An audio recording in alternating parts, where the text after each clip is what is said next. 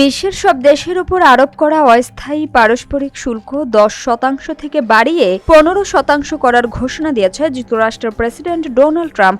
গতকাল শনিবার দেশটির সুপ্রিম কোর্ট গত বছর ট্রাম্পের আরোপ করা শুল্ক বাতিল করে দেন। এর কয়েক ঘন্টার মধ্যেই তিনি নতুন করে বিশ্বের সব দেশের আমদানি পণ্যে 10% শুল্ক আরোপের ঘোষণা দেন। এরপর আরও কয়েক ঘন্টা পর এটি বাড়িয়ে 15% করেন ট্রাম্প।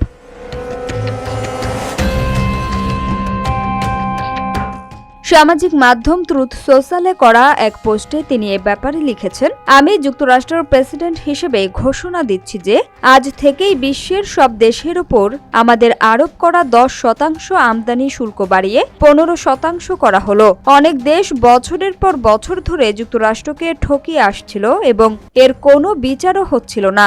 এখন থেকে আইন মেনেই তাদের ওপর এই বাড়তি কর কার্যকর হবে। যুক্তরাষ্ট্রের আইন অনুযায়ী এই 15% শুল্ক আগামী 150 দিন কার্যকর থাকবে। তবে ট্রাম্প জানিয়েছেন এটিকে স্থায়ী ও আইনি বৈধতা দিতে তার প্রশাসন কাজ করবে।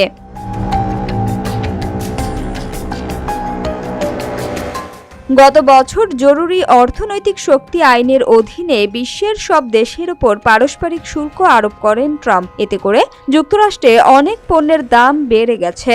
আদালত বলেছেন ট্রাম্প তার ক্ষমতার অধিক ব্যবহার করছেন। শুল্ক আরোপের আগে তার কংগ্রেসের অনুমোদন নেওয়া উচিত ছিল।